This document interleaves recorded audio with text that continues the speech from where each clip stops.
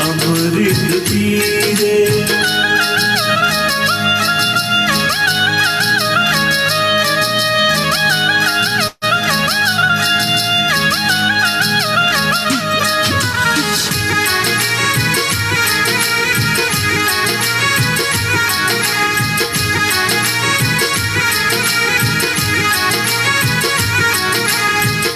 शब्द नहीं ये नौका है, शब्द नहीं ये नौका है, भव तरण का मौका है, भव तरण का मौका है, मौका बड़ा अनोखा है।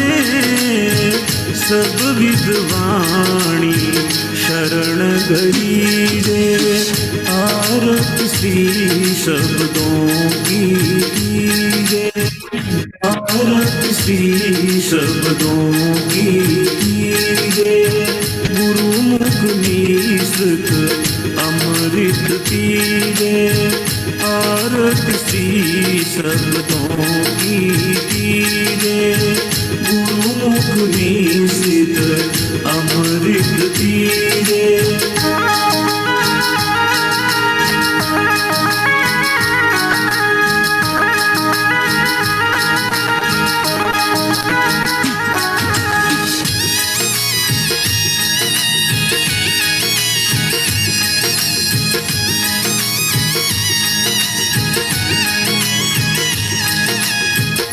पातक जलते ऐसे भारी, पातक जलते ऐसे भारी, सूखी घास पड़ी चिड़खारी, सूखी घास पड़ी चिड़खारी। नित्य उत्पार करे नर नारी, सकल कामना सिद्ध करीजे। आरत श्री शब्दों की कीजे, आरत श्री शब्दों की कीजे। गुरुमुख निसृत अमृत पीजे, आरत श्री शब्दों की कीजे।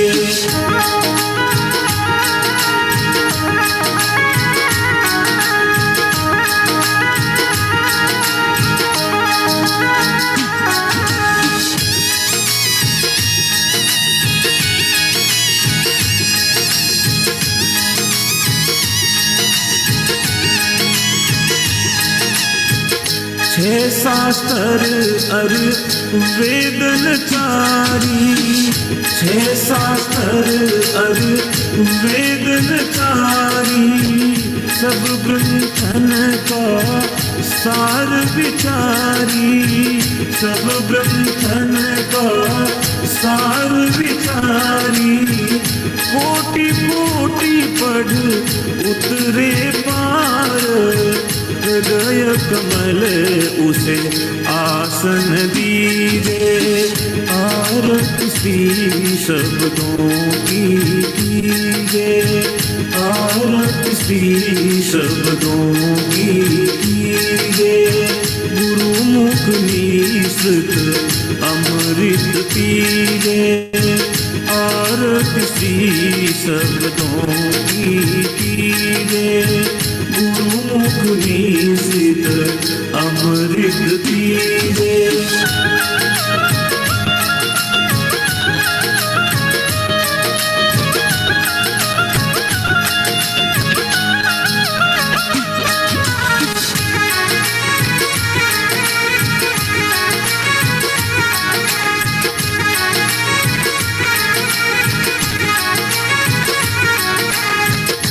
जुगत सिखावे मुक्त करावे, जुगत सिखावे मुक्त करावे। जम्बदास जो वाणी गावे, जम्बदास जो वाणी गावे। वे बड़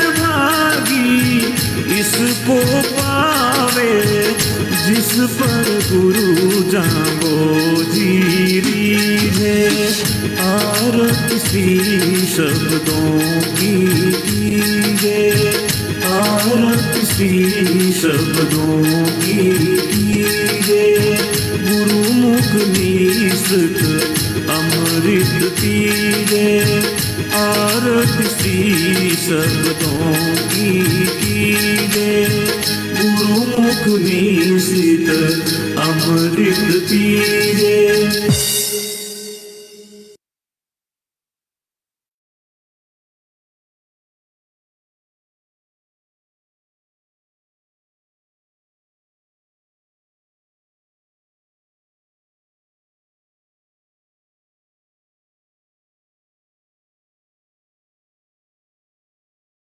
आप सभी को निम्न प्रणाम।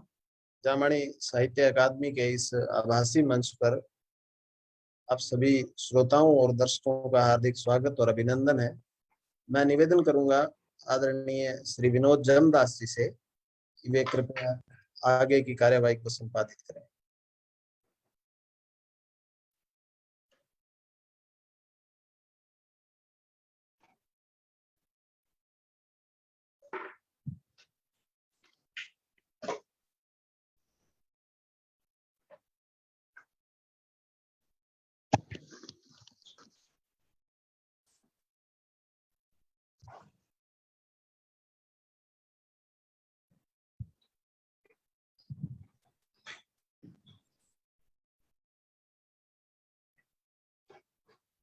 बोलो गुरुजम्बेश्वर भगवान की जय।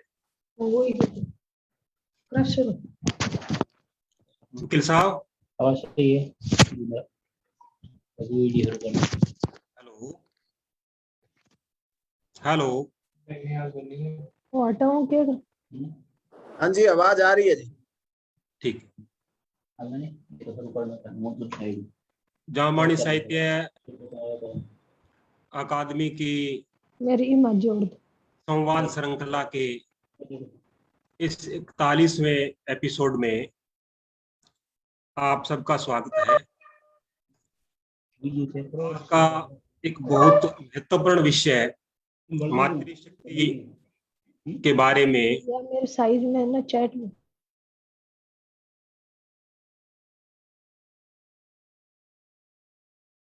जमदास जी, आप कृपया दोबारा एक बार अपने आप को अनम्यूट कर लें। मैंने एक बार सभी को म्यूट किया है, बार बार आवाज आ रही थी।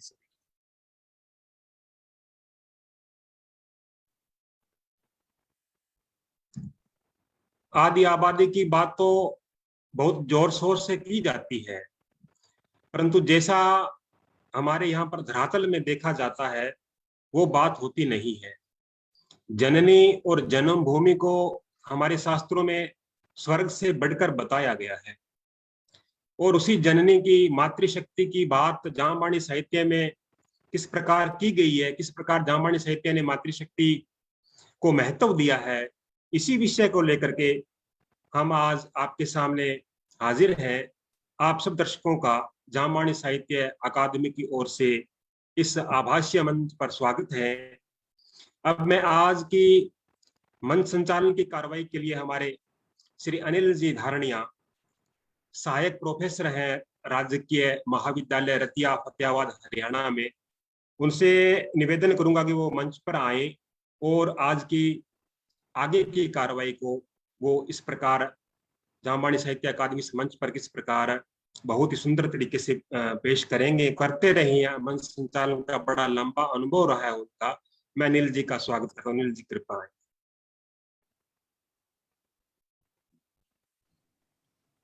धन्यवाद जमदास जी। वह कार्यक्रम सुन रहे सभी दर्शकों व श्रोताओं को सादर निमन प्रणाम।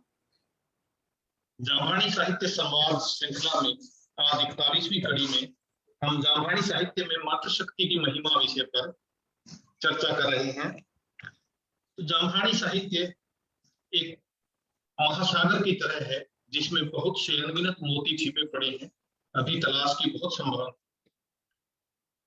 तो इस साहित्य में जो मातृशक्ति की महिमा है वो कैसे है, इसके बारे में चर्चा करने से हम पहले अपनी संस्कृति में अपनी जड़ों में मातृशक्ति के महत्व के बारे में जान लें तो ज्यादा उचित रहेगा। भारतीय संस्कृति विश्व की सबसे प्राचीन संस्कृतियों में से एक है। अल्लामा इकबाल ने कहा भी है कि यूनान, रोम, मिस्र सब मिट गए जहां से, कुछ बात है कि हस्ती मिटती नहीं हमारी। सदियों रहा है दुश्मन दौरे जहां हमारा। तो सदियों तक भी जो है जमाना हमारा दुश्मन रहा, पर फिर भी कुछ बात थी जिसके कारण हमारी हस्ती मिटी नहीं। यूनान, रोम जैसी सभ्यताएं नष्ट हो गई, लेकिन भारतीय संस्कृति विश्व की प्राचीनतम संस्कृतियों में से एक है। तो इसकी जड़ें हमारे इसी संस्कृति में छुपी हुई है। जब हम पढ़ते हैं कि वेदों को पढ़ते हैं, सबसे विश्व की प्राचीनतम ग्रंथ जो है वो वेद है, लेकिन सबसे प्राचीन ऋग्वेद है। तो उनमें हम ये पढ़ते हैं कि सर्वे भवन्तु सुखिनः सर्वे सन्तु निरामयाः। तो हम पूरे विश्व के कल्याण की बात करते हैं। और नारियों के प्रति तो यहाँ तक कहा गया है कि यत्र नार्यस्तु पूज्यन्ते रमन्ते तत्र। ये सिर्फ कहा नहीं गया जैसे जमदास जी ने कहा। आजकल के मौके को देखकर हमें लगता है कि शायद ये सिर्फ कहने भर की बातें थी, महिमा मंडन था। लेकिन अगर हम वैदिक काल को देखें तो वेदों में गार्गी, लोकमुद्रा और मैत्रेयी जैसी विदुषियों का वर्णन आता है, जिन्होंने न केवल वेदों की ऋचाओं की रचना की, वर्ण में शास्त्रार्थ भी किया करती थी। और गार्गी तो इतनी विदुषी थी कि अपने समय के, उस समय के महापंडित ब्रह्मज्ञानी याज्ञवल्क्य भी उनके प्रश्नों का उत्तर नहीं दे सकी। और उन्होंने जो है श्राप की धमकी देकर उससे पीछा छुपाया कि गार्गी, यह अति प्रश्न है, अगर इससे आगे तुमने प्रश्न किया तो तुम्हारा सिर खंड। तो इस स्तर की जो है स्थिति महिलाओं की थी।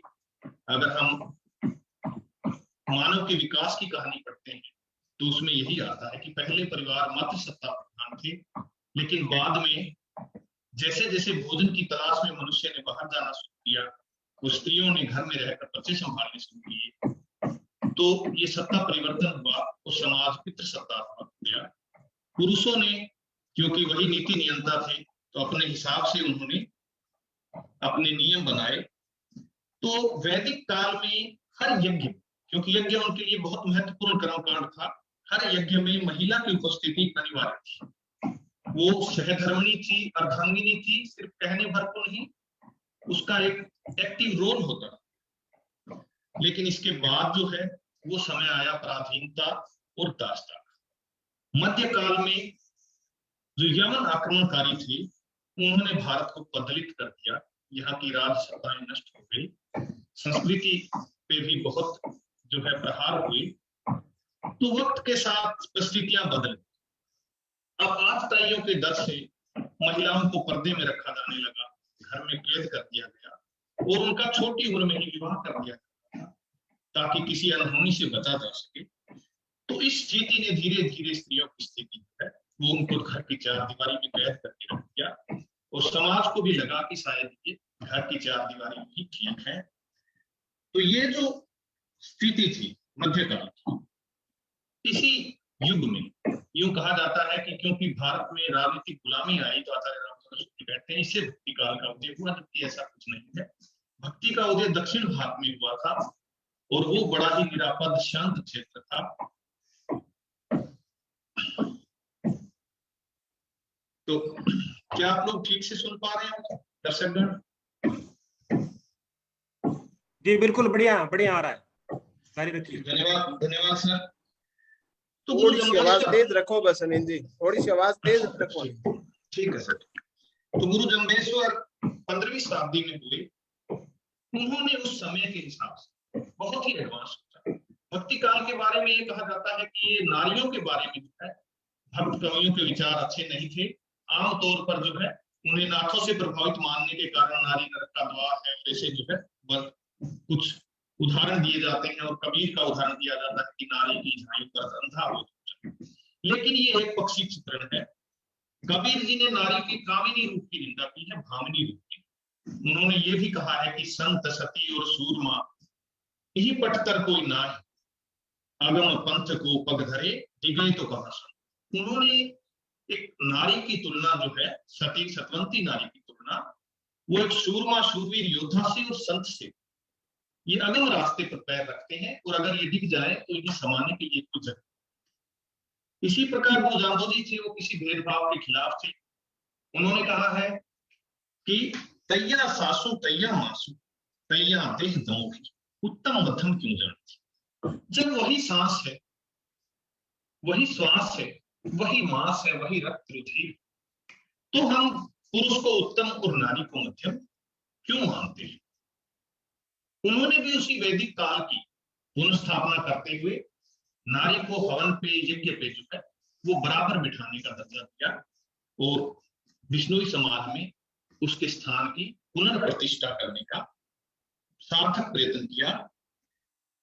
इसी प्रकार बाबा नानक हुए, उन्होंने कहा ऊनो क्यों भंडिए जिन जन्मे महाराजा, कि हम उस नारी को कैसे निंदित कर सकते हैं जो बड़े बड़े संत, सिपाही, सूरमाओं, राजाओं को जन्म देती है।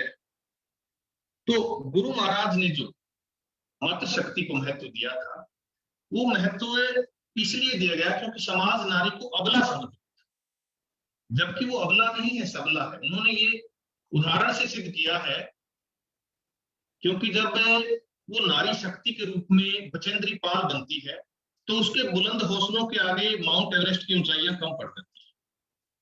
जब वो नारी शक्ति के रूप में तलवार उठा लेती है तो महारानी लक्ष्मीबाई बन जाती है, और उसी के दुश्मन के शब्दों में वो क्रांतिकारियों में सबसे वीर मर्द जाती है। तो इसी नारी शक्ति को पहचानने की, बल देने की और उसे विकसित करने की आवश्यकता है, उसे समान अवसर देने की आवश्यकता है, विकास को वो अपने आप कर लेगी। तो आज का हमारा जो इस संवाद श्रृंखला का एपिसोड है वो इसी पे केंद्रित है कि जापानी साहित्य में मातृशक्ति की महिमा कितनी है। तो इस कार्यक्रम में जो हमारे मुख्य वक्ता है वो है आयुर्वेदाचार्य डॉक्टर मधु विष्णु। आप समाज की प्रसिद्ध कथावाचिका है और आपका नाम किसी परिचय का मोहताज नहीं, लेकिन फिर भी जितना मुझे ज्ञात हुआ है कि आपका जन्म भीनमाल जिला संचोर में श्री बिरबल जी के घर पर हुआ। आपने आयुर्वेद का अध्ययन किया और BMS की डिग्री हासिल की। वर्तमान में आप अपनी चिकित्सीय सेवाएं प्रदान कर रहे हैं, वह आयुर्वेद की औषधियों का उत्पादन का कार्य भी करती है। आप स्वयं में एक महिला सशक्तिकरण का उदाहरण है, जीवंत उदाहरण है। आपने एक पहल प्रकृति की ओर नाम से एक वृक्षारोपण अभियान चलाया था, जिसमें 10,000 से अधिक पेड़ तो हरियाणा में लगाए गए हैं। इस कार्यक्रम में खेजड़ली में जो है रवि बिश्नोई जी और राणा राम जी थे। तो आपने जो गुरु महाराज की शिक्षाएं थी उनको कर्म में उतार कर ये सिद्ध किया है। जैसे उन्होंने कहा था ना, पहले क्रिया आप कमाइए तावरा ने फरमाइए, इसका एक उत्तम उदाहरण प्रस्तुत किया है। आज के कार्यक्रम की अध्यक्षता जो है वो डॉक्टर पुष्पा बिश्नोई कर रही है। आप सहायक प्रोफेसर हैं, जोधपुर में कार्यरत हैं और अकादमी से लंबे समय से और अकादमी के विभिन्न कार्यक्रमों आपकी बड़ी ही महत्वपूर्ण भूमिका रहती है। तो आपका भी कार्यक्रम में हार्दिक स्वागत है। और अब मैं आमंत्रित करना चाहूंगा डॉक्टर मधु बिश्नोई जी को कि वो आए और अपने उद्बोधन से समाज को एक नई दिशा प्रदान करने का सार्थक प्रयास करें। डॉक्टर मधु बिश्नोई जी, आपका स्वागत है।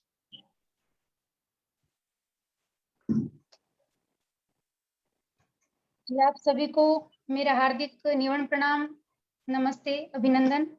जितने भी लोग जूम ऐप के जरिए इस लाइव से, इस मीटिंग से जुड़े हैं और फेसबुक के द्वारा भी जो भी लाइव देख रहे हैं उनको, और इस कार्यक्रम की अध्यक्षता कर रहे श्रीमती उषा जी गोदारा और डॉक्टर पुष्पा बिश्नोई, एडवोकेट श्री संदीप जी धारणिया और विनोद जी जमदास और अनिल कुमार धारणिया, सभी को मेरा बहुत बहुत नमस्कार कि आपने इतना अच्छा कार्यक्रम रखा कि जिसके जरिए हम अपने मन की बातों को समाज के समक्ष रख सकें, उन बातों के बारे में चर्चा कर सकें जिसके बारे में चर्चा करना आज के समय में अति आवश्यक है। और मेरे लिए बहुत सौभाग्य की बात है कि इस कार्य हेतु आपने मुझे चुना, मुझे मौका दिया कि मैं अपनी बात को आप सभी के समक्ष रख सकूं। और इस विषय के लिए मैं और ज्यादा धन्यवाद करूंगी कि इतना अच्छा विषय दिया कि जामवाणी साहित्य में मातृशक्ति की महिमा। तो बहुत सौभाग्यशाली हूं मैं कि इतना अच्छा विषय है और इस विषय पर चर्चा करने का सौभाग्य, अवसर प्राप्त हुआ। केवल जामवाणी साहित्य में नहीं बल्कि हम सनातन धर्म और पूरे देश में ये सुनते आए हैं और अपने शास्त्रों में, अपने ऋषि मुनियों से, अपने गुरुजनों से ये सीखते आए हैं कि यत्र नार्यस्तु पूजन्ते रमन्ते तत्र देवता। और भारतवर्ष में स्त्री को देवी का स्थान दिया गया है और ये शास्त्रों में और हर जगह वर्णन किया है कि जहां भी नारी को एक देवी के सम्मान पूजा जाता है, उनका मान सम्मान किया जाता है। क्या आप सभी मुझे सुन पा रहे हैं? क्योंकि ठीक से सुन पा रहे हैं। हाँ जी, तो जैसा कि हम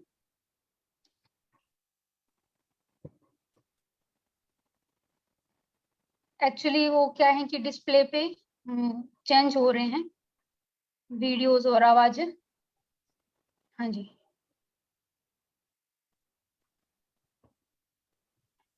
तो हम चर्चा कर रहे हैं कि हमारे देश में और हमारे धर्म में नारी को एक देवी का स्थान दिया गया है। और जामवाणी साहित्य में भी गुरु महाराज जाम्बोजी की बताई हुई बातों पर जैसे हम चर्चा कर रहे हैं, उनकी बातों को जितना हमने जाना है, समझा है, अध्ययन किया है, कहीं से भी गुरुजनों से ज्ञान को सुना है, तो हमने यही सीखा है कि गुरु महाराज जाम्बोजी ने हमारे इस धर्म में, इस पंथ में महिलाओं को पुरुषों के बराबर दर्जा दिया है। कि जिस प्रकार इस सनातन धर्म से युक्त भारत देश में स्त्रियों को पूजनीय माना गया है और हर शास्त्र में, हर जगह हमें यही सिखाया है कि जहां भी देवी का, एक स्त्री का सम्मान होता है, मान सम्मान होता है, आदर सत्कार होता है, वह भगवान का वास होता है। और जहां निरादर होता है, अपमान होता है, वैसे हम उदाहरण देखते हैं कि महाभारत में जैसे द्रौपदी का अपमान किया गया, तो जिन्होंने अपमान किया उस पूरे कौरव वंश का विनाश हो गया। इसलिए चाहे कोई किसी भी प्रकार से यदि स्त्री का अपमान करता है, उसका निरादर करता है, तो उसका दुष्परिणाम उसे भोगना ही पड़ता है। इसलिए हर व्यक्ति को एक स्त्री का अपनी माता के रूप में, बहन के रूप में और बेटी के रूप में सम्मान करना चाहिए। और हमारी भारतीय संस्कृति में तो युगों युगों से स्त्रियों का सम्मान होता आया है, परंतु जैसे जैसे समय बदलता गया, मुगलों के द्वारा आक्रमण किया गया और उन्होंने, हम हर कहीं आज भ्रमण करने के लिए जाते हैं तो भारतीय संस्कृति की जो धरोहर हैं, जो मंदिर हैं, उन्हें तोड़ दिया गया, उन्हें तोड़ मरोड़ कर उन्हें एक नया रूप दे दिया गया कि हम अपनी संस्कृति को भूलकर वहां हमें कुछ नई चीजें देखने को मिलती हैं। तो उसी प्रकार स्त्री हमारे समाज की नींव है, हमारे देश की नींव है, संस्कारों की नींव है। इसीलिए उन्होंने स्त्रियों का अपमान करना प्रारंभ किया कि जैसे ही मुगलों ने आक्रमण किया, राजाओं को, पुरुषों को हराकर, मारकर, बंदी बनाकर उन्हें तो मार दिया गया और उनकी जो स्त्रियां हैं, जो गांव में स्त्रियां, जो राजाओं की स्त्रियां हैं, उन्हें मुगल या तो अपने साथ ले जाते या उन्हें बेच देते। उन्होंने स्त्रियों का अपमान करना प्रारंभ किया और उस समय से एक स्त्री का अलग नजरिए से देखना प्रारंभ हो गया, क्योंकि उन्होंने हमारी संस्कृति को आघात पहुंचाने का प्रयास किया और कहीं ना कहीं किसी हद तक जो समाज की संस्कृति की धरोहर है, जैसे मंदिर है, स्त्रियों का मान सम्मान है, तो पाश्चात्य संस्कृति के प्रारंभ होते होते उसमें कहीं ना कहीं बदलाव आया। तो गुरु महाराज जाम्बोजी ने उसी बदलाव को, स्त्रियों के मान सम्मान को पुनः स्थापित करने के लिए ही हमारे समाज में ये नियम बनाया कि जब हम यज्ञ करते हैं तो उस यज्ञ के चलते हुए, जिस प्रकार से पुरुष यज्ञ का भागीदार होता है, पुरुष यज्ञ में आहुति प्रदान करता है, बैठता है, यज्ञ में भाग लेता है, उसी प्रकार स्त्री भी पुरुष के साथ बैठती है और बिना स्त्री के उस यज्ञ को भी संपन्न नहीं माना जाता है। तो गुरु महाराज जाम्बोजी ने विक्रम संवत 1508 में श्री गुरु जम्बेश्वर भगवान का जन्म हुआ। विक्रम संवत 1542 में गुरु महाराज जाम्बोजी ने 29 नियमों की विष्णु पंथ की स्थापना करी। और हम 29 नियमों को जो हमारी पहचान है, जिसे हम भली भांति जानते हैं, तो गुरु महाराज जाम्बू जी ने महिलाओं को, स्त्रियों को सर्वोत्तम स्थान देते हुए जो सर्वप्रथम नियम बनाए हैं, वो सबसे पहले नियम यही बनाए हैं कि स्त्रियों का स्वास्थ्य जिससे सुरक्षित रह सके। तो गुरु महाराज जाम्बू जी ने जो पहले पहले नियम बनाए कि 5 ऋतुवंती न्यारों और 30 दिन सूतक, ये नियम केवल मात्र स्त्रियों के स्वास्थ्य को ठीक रखने के लिए, मात्र शक्ति को, उनकी शक्ति को दृढ़ रखने के लिए ये नियम बनाए हैं। क्योंकि यदि स्त्रियां स्वस्थ रहेगी, वो सुरक्षित रहेगी, तो वो एक सुदृढ़ सुसंस्कारित समाज का निर्माण कर सकती हैं। इसलिए गुरु महाराज जाम्बू जी ने सबसे पहले ये नियम बनाए, जिससे कि महिलाओं के स्वास्थ्य को बढ़ावा मिल सके। क्योंकि इस अवस्था में, जिस समय एक महिला प्रसव काल में बच्चे को जन्म देती हैं, तो 20 हड्डियां एक साथ टूटती हैं, उतनी भयंकर वेदना एक स्त्री को होती है। जितना सामान्यतः बल किसी एक्सीडेंट में, किसी दुर्घटना में एक पुरुष सहन कर सकता है, उससे 10% ज्यादा दर्द, वेदना को स्त्री प्रसव के समय उसे सहन करती हैं। तो उतनी वेदना, दुख, पीड़ा को सहन करने के बाद स्त्री का स्वास्थ्य, उसकी शक्ति काफी क्षीण हो जाएगी, हीन हो जाएगी। इसीलिए उनके स्वास्थ्य को ठीक रखने के लिए गुरु महाराज जाम्बू जी ने ये नियम बनाए। जो सर्वप्रथम 29 नियम हैं, उनमें पहले 2 नियम की 30 दिन सूतक, 5 ऋतुवंती न्यारों, ये नियम स्त्रियों के, माताओं के स्वास्थ्य के लिए बनाए, जिससे हम ये जान सकते हैं, ये समझ सकते हैं कि गुरु महाराज जाम्बू जी ने हमारे बिश्नोई पंथ में माताओं को सबसे पहले दर्जा दिया। पहले उनके बारे में सोचा, बाद में अन्य नियम बनाए। पहले उनके स्वास्थ्य का विचार किया कि स्त्रियों को किस प्रकार से सुरक्षित रखा जाए, किस प्रकार से उनको ठीक रखा जाए। क्योंकि यदि अगर स्त्रियां स्वस्थ रहेगी तो वो एक सुदृढ़ सुसंस्कारित समाज का निर्माण कर सकती हैं। और जैसे कि हम देखते हैं कि गांव में जाते हैं, कहीं भी जाते हैं, किसी के बिश्नोई के घर जाते हैं, तो यदि जो युवा पीढ़ी है, आजकल के बाल बच्चे हैं, वो यूं ही घूम रहे होते हैं, पर जो घर में एक बुजुर्ग माई होती है, वो हमारे नियमों को, हमारी जो समाज की परंपरा है, उससे बचाए रखती हैं। कि हम जो घर में बुजुर्ग माई हैं, वो सुबह जल्दी उठकर जरूर हवन करती हैं। तो ये महिलाएं ही हैं जो परिवार को जोड़े रखती हैं, जो परिवार में बच्चों को अच्छे संस्कार दे सकती हैं, बच्चों को सही बातें सिखा सकती हैं, अपनी बेटियों को भी एक मित्र की भांति उन्हें सही राह बता सकती हैं, और अपने पुत्रों को भी सही जगह, सही कार्य, सही काम बताकर उन्हें सुसंस्कारित कर सकती हैं। इसीलिए जाम्बानी साहित्य में गुरु महाराज जाम्बू जी ने सर्वप्रथम महिलाओं को दर्जा देते हुए महिलाओं के लिए नियम बनाया। और इसके बारे में यदि हम और चर्चा करें तो एक लक्ष्मण नाथ, जो नाथ संप्रदाय का महंत था, गुरु महाराज जाम्बू जी के पास में समरथ हल्द्वारे पर आया, और गुरु महाराज जाम्बू जी और उनके बीच में काफी चर्चा हुई, विचार विमर्श हुआ, काफी बातें हुई कि वो तो बहुत श्रेष्ठ हैं। उनके जो महंत जी के चेले थे, वो कहने लगे कि हमारे महंत जी तो स्त्रियों का मुख नहीं देखते, नियमों का पालन करते हैं, जाम्बू जी आप में क्या विशेषता है। तब गुरु महाराज जाम्बू जी ने उस लक्ष्मण नाथ को ये शब्द सुनाया कि तैया सासू तैया मासू तैया देह दमोई, उत्तम मध्यम क्यों जानीजे, विब्रस देखो लोही। कि जो लोग, आज हम केवल उन्हीं की बात नहीं करेंगे, ये धारणा, ये विचार सभी लोगों पर आज के समय में भी लागू करता है, कई लोगों पर लागू करता है। क्योंकि आज भी हम इस चीज का सामना करते हैं कि कहीं भी जाते हैं, कहीं कोई कार्यक्रम होता है, तो कई लोगों की सोच होती है कि वो स्त्री पुरुष में भेद करते हैं कि नहीं, ये तो लड़कियां हैं, ये कोई कार्य नहीं कर सकती, या फिर ये बोल नहीं सकती। इन सब चीजों का हमने भी कई जगहों पर सामने किया है कि लड़कियां हैं तो उन्हें कोई बोलने का अधिकार नहीं है, या उन्हें उतना महत्व नहीं दिया जाता जितना महत्व पुरुषों को दिया जाता है। तो वही लक्ष्मण नाथ के लिए कहा गया कि वो स्त्रियों का मुख नहीं देखता। तब गुरु महाराज जाम्बू जी ने ये शब्द सुनाते हुए उन्हें ये समझाया कि जिस प्रकार एक पुरुष का शरीर होता है, जिस प्रकार एक पुरुष के अंदर रस, रक्त, मांस, मेद, अस्थि, मज्जा, शुक्र, सप्त धातु होते हैं, वैसे ही सप्त धातुओं से एक स्त्री का शरीर बना होता है। वैसा ही रक्त एक स्त्री में होता है जिस प्रकार का रक्त एक पुरुष में होता है। या यूं कहें कि जितना शक्ति, जितना सहन करने का सामर्थ्य एक स्त्री में होता है उतना कभी पुरुष में नहीं हो सकता। यहाँ कई लोग सोचेंगे कि हम केवल स्त्रियों के सामर्थ्य की बात कर रहे हैं, तो जो हमारा विषय है कि हम जामभानी साहित्य में जो महिलाएं हैं उनकी क्या महिमा है, तो यही विषय है। तो उसी विषय को लेते हुए कि हमारे समाज में महिलाओं की क्या महिमा होनी चाहिए, तो हम इसीलिए केवल इसी विषय पर चर्चा कर रहे हैं, उसी हेतु बात कर रहे हैं कि जिस प्रकार से स्त्री का शरीर है उसी प्रकार से पुरुष का शरीर है। फिर आप किसी में उत्तम और किसी में निकृष्ट क्यों विचार करते हैं?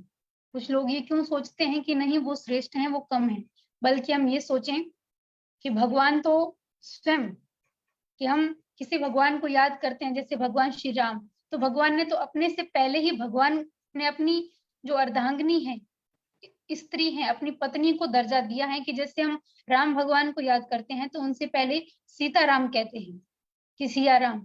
अगर हम भगवान श्री कृष्ण को याद करते हैं तो हम राधा कृष्ण पुकारते हैं। तो विचार कीजिए, जब भगवान ने भी स्वयं से पहले अपनी अर्धांगिनी को एक स्त्री को दर्जा दिया, तो हम मनुष्य को भी भगवान के उस दिए हुए संदेश को समझना चाहिए कि जिस स्थान पर स्त्रियों को श्रेष्ठ समझा जाता है, उनका सम्मान किया जाता है और उनका आदर सत्कार किया जाता है, उनकी बात को समझा जाता है और उनकी बात की पालना की जाती है, वो घर सदैव सुखी रहता है।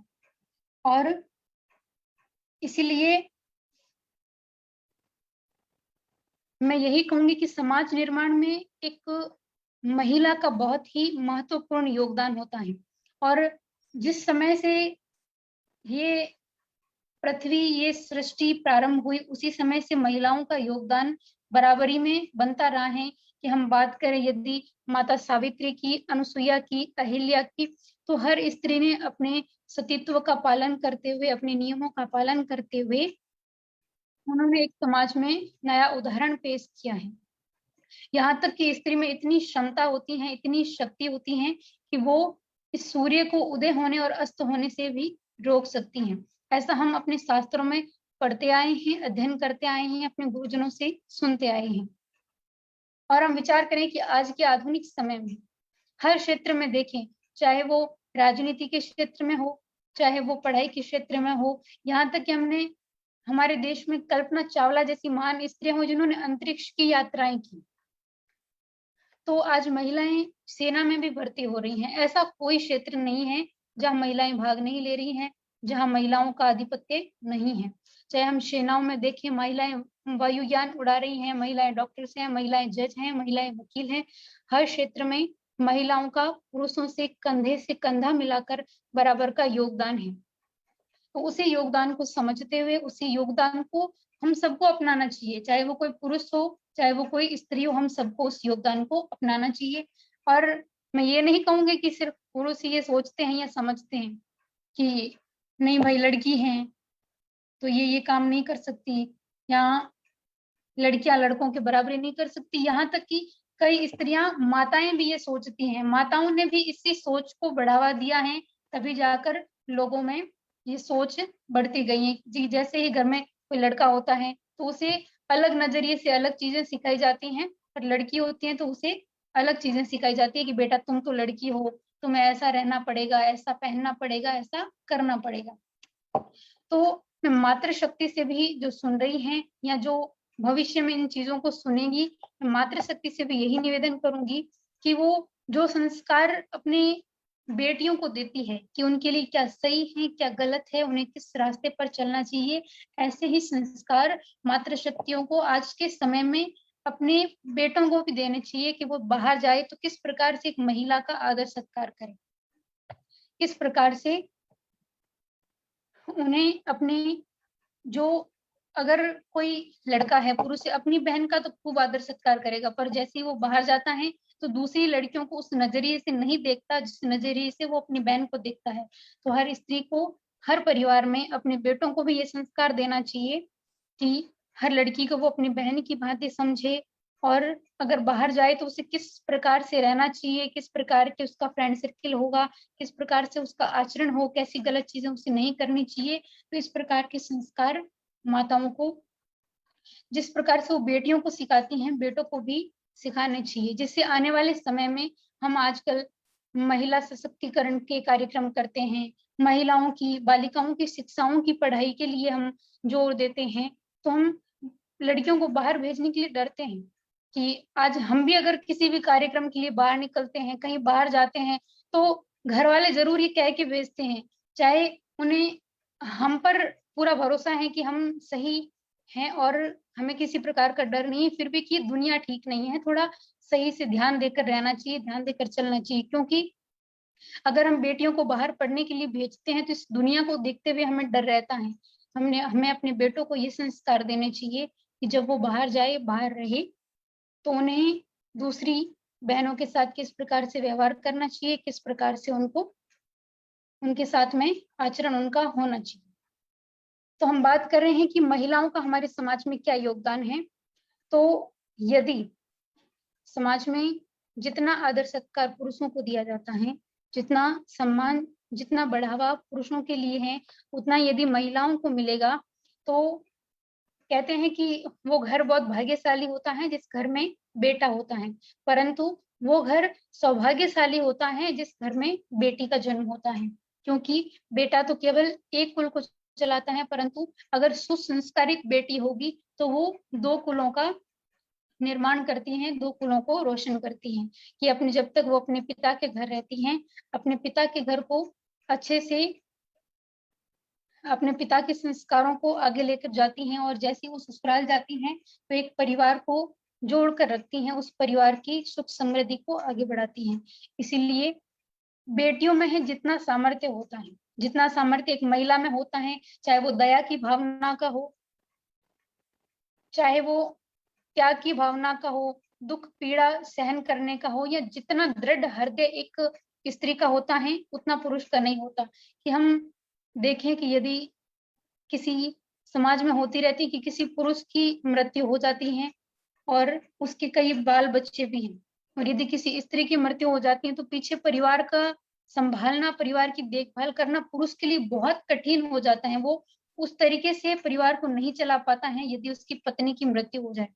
उसी जगह यदि एक स्त्री के पति की मौत हो जाती है, उसके बाल बच्चे होते हैं, तो वो किसी भी तरह कमाती भी हैं, अपने घर को चलाती हैं, बच्चों को अच्छे संस्कार भी देती हैं, वो कभी डगमगाती नहीं। वहीं अगर पुरुष होता है तो उसका घर का तालमेल काफी बिगड़ जाता है। ये हमने कई जगहों पर देखा है और ये सत्य भी है। इसलिए महिला में त्याग की भावना, दया की भावना, दुखों को सहन करने की भावना पुरुष के मुकाबले काफी अधिक, कई ज्यादा होती है। इसलिए मैं ये कहूंगी कि महिलाओं के पास जितना सामर्थ्य है, जितना दुख सहन करने की, अगर किसी पुरुष को कहें कि आप अपना घर छोड़कर आप अपने ससुराल में जाकर रहने लगे, तो वो उसके बाद अहंकार पर आ जाती हैं, उसके ईगो पर आ जाती हैं कि मुझे लोग क्या कहेंगे, घर जवाई बनकर रह रहा है। विचार कीजिए, जिस बेटी ने अपने पिता के घर बड़ी हुई, अपने पिता के घर रही, वो अपने 20 साल रहे हुए घर परिवार को, माता पिता को, भाई बहनों को, सगे संबंधियों को, सभी को त्याग कर, छोड़कर एक नए घर को अपना लेती हैं, और केवल अपनाती नहीं, उस घर को सुंदर बनाने में, उस घर को सुसंस्कारित बनाने में, उस घर को साथ तालमेल बनाकर चलाने में अपना पूरा सहयोग करके अपना पूरा जीवन लगा देती हैं, उस घर को सही मायने में घर बनाने में। इसलिए जो सामर्थ्य एक स्त्री के पास होता है, अगर वो सही ईमानदारी से, सही तरीके से वो काम करे, तो जो सामर्थ्य स्त्री के पास है उसकी बराबरी कोई नहीं कर सकता। इसीलिए ये बात हुई कि हमारे जाम्बानी साहित्य में गुरु महाराज जाम्बोजी ने सर्वप्रथम नियम बनाकर महिलाओं के स्वास्थ्य की जो पहल की है, एक महिलाओं को पुरुषों के बराबर दर्जा दिया कि हवन के अंदर पुरुष के बराबर महिलाएं बैठेगी तभी वो हवन संपन्न होता है। और आज हम समाज में देखते हैं जितने भी कार्यक्रम होते हैं, जितने भी हम कार्यों में सम्मिलित होते हैं, तो जब भी हवन यज्ञ होता है तो पुरुष के बराबर महिलाएं अवश्य बैठती हैं। तो हर क्षेत्र में देख रहे हैं, चाहे वो कोई भी क्षेत्र हो, महिलाएं बाहर जाती हैं, कमाती भी हैं और घर में आकर बाल बच्चों को भी संभालती हैं। वो ये नहीं कहती कि मैं बाहर कमाती हूँ तो मैं घर का काम नहीं करूंगी। वहीं अगर पुरुष को कोई छोटा मोटा काम कहने के लिए कहा जाए या हाथ बटाने के लिए कहा जाए तो बात उनके अहंकार या ईगो पर आ जाती है। परंतु बदलते समय के साथ, बदलते विचारधाराओं के साथ, जैसे कि हम देख रहे हैं कि कलयुग का प्रभाव कितना बढ़ गया है, ये पाश्चात्य संस्कृति कितनी बढ़ गई है, उसको देखते हुए आज का माहौल भी बहुत बढ़ गया है। देखिए, मैं ये नहीं कहूंगी कि सभी लोग सही होते हैं, कि महिलाओं के बारे में चर्चा हो रही तो कुछ कमियां उस स्थान पर, उस समाज में भी रही होगी, मातृशक्ति में भी रही होगी। तो ये केवल ऐसा नहीं है कि महिलाओं में कहीं कोई कमी निकल आती है, कहीं कोई गलत कार्य हो जाता है, ये हर क्षेत्र में हो, चाहे वो महिलाओं से भी कुछ गलती हो सकती है, पुरुषों से भी कुछ गलतियां होती हैं, चाहे बिश्नोई समाज में भी कुछ गलतियां हो सकती हैं, अन्य समाज में भी हो सकती हैं, देश में भी कुछ गलतियां हो सकती हैं। परंतु हमारे लिए सही यही है कि हम उन गलतियों को सुधार कर, चाहे वो किसी भी क्षेत्र में हो, अगर हम अपने देश को भी आगे बढ़ाना चाहते हैं, तो देश में कमियां हैं, उन कमियों को सुधार। उसी प्रकार यदि हमारे समाज में, चाहे महिलाओं में हो चाहे पुरुष में हो, जो भी कमी हो, हम उन कमियों को सुधार कर अपने समाज को और आगे लेकर जा सकते हैं। तो आज के समय में बदलते युग को देखते हुए मैं महिलाओं के लिए विशेष ये संदेश दूंगी कि जितना दर्जा भाइयों को मिल रहा है, आज हमारा समाज सुदृढ़ता से, जो भी समाज के पढ़े लिखे लोग हैं, समझदार लोग हैं, जैसे कि जामवाणी साहित्य अकादमी के द्वारा, कि हमारे महिलाओं को बढ़ावा मिले, बालिका शिक्षा को बढ़ावा मिले, इसके लिए सुंदर कार्यक्रम रखा गया कि हम महिलाओं के बारे में चर्चा करें। तो उसी के लिए कि जो भी समाज में पढ़े लिखे समझदार लोग हैं, वो बालिका शिक्षा को बढ़ावा देते हैं।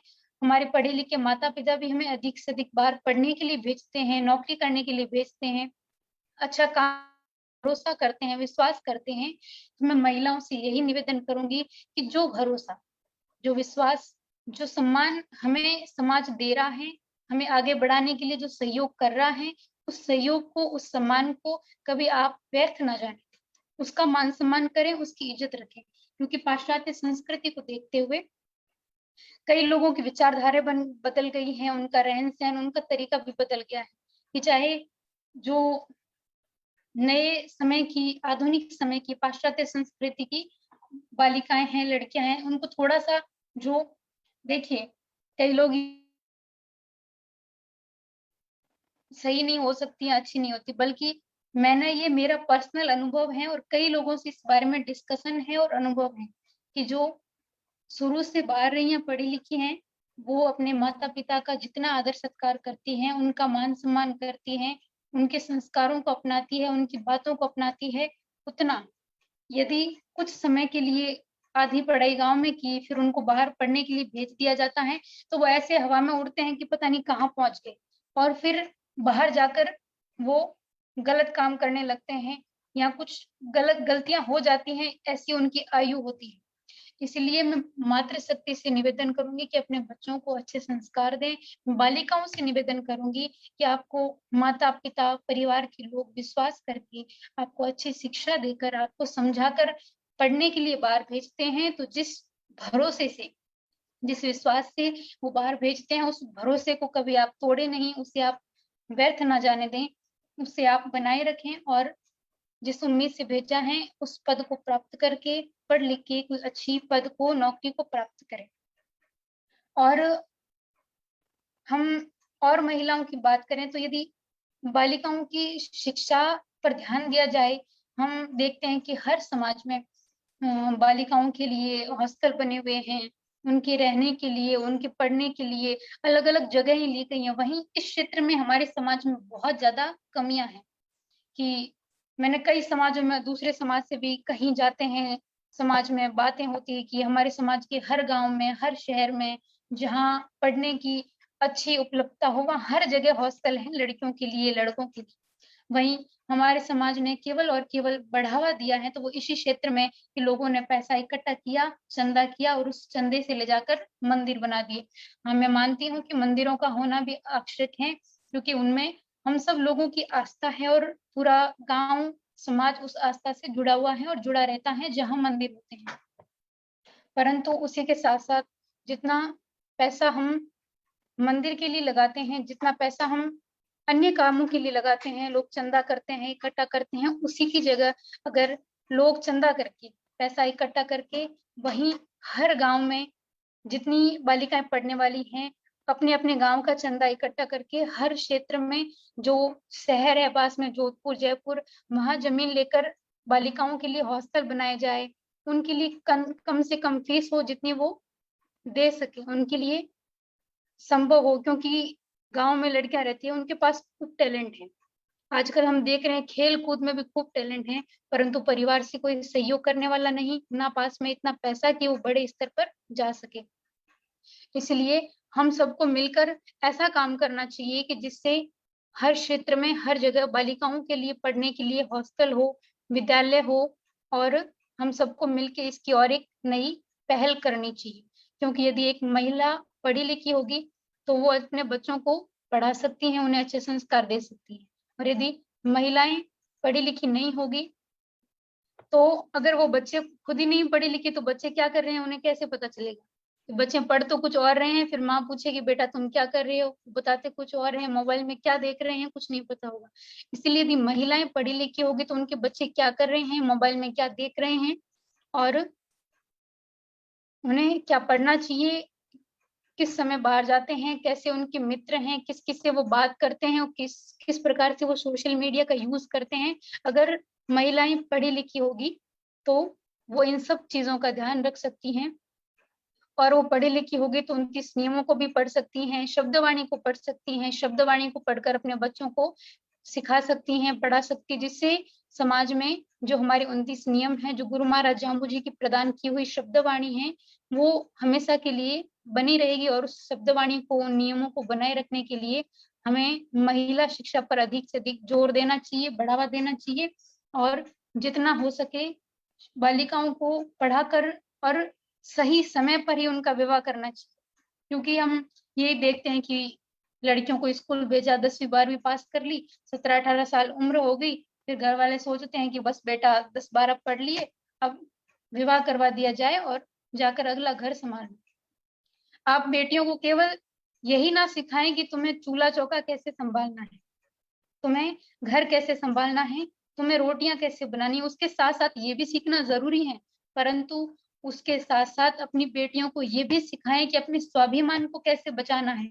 यदि तुम बाहर जाती हो, कोई तुमसे कुछ गलत कहता है तो अपने लिए सही कदम कैसे उठाना है, तुम्हें अपने लिए बोलना कैसे है, अपने स्वाभिमान की रक्षा के लिए तुम्हें किस प्रकार से सही रहना है और अपने जीवन में सही चलना है, ऐसे संस्कार भी हमें अपनी बेटियों को देने चाहिए। और यदि हम ऐसे संस्कार अपनी बेटियों को देंगे तो वो दुनिया के किसी भी कोने में जाकर रहे, किसी भी जगह पर रहे, कहीं भी रहे, हमारी बेटियां कभी पिछड़ेगी नहीं, कभी सही रास्ते से भटकेगी नहीं, और वो कहीं भी जाए हर क्षेत्र में हमारा और हमारे समाज का नाम रोशन जरूर करेगी। तो यही मैंने जितना समझा है, सीखा है कि गुरु महाराज जाम्बू जी ने किस प्रकार से महिलाओं को बढ़ावा दिया है, हमारे समाज में बराबरी का दर्जा दिया है, कि गुरु महाराज जाम्बू जी ने कभी भी महिला या पुरुष में भेद नहीं किया। उनके पास हर जगह से हर जाति के लोग आते थे, गुरु महाराज जाम्बू जी से शब्दवाणी का उपदेश लेते थे, उन्होंने सबको उपदेश दिया, परंतु गुरु महाराज जाम्बू जी ने कभी स्त्री और पुरुष में भेद नहीं किया, कि जिस प्रकार का शरीर, जिस प्रकार का स्वभाव एक पुरुष का होता है वैसे ही स्त्री का होता है। तो हमें भी गुरु महाराज के दिए हुए विचारों को समझते हुए और उनके विचारों को अपने जीवन में अपनाते हुए महिलाओं का आदर सत्कार करना चाहिए, उनके मान सम्मान को समझना चाहिए, उनको बढ़ावा देना चाहिए, और जितना हो सके बालिका शिक्षा पर हमें अधिक से अधिक ध्यान देना चाहिए। उनके लिए कोई कठोर और सख्त कदम उठाना चाहिए कि हर क्षेत्र में हर जगह बालिकाओं के अध्ययन के लिए हॉस्टल और स्कूल हो, और अधिक से अधिक सुसंस्कारित बालिकाएं हो, ताकि सही रास्ते पर चले और सही मार्ग पे चलकर वो सही कदम उठाकर एक समाज को नव निर्माण कर सकती हैं।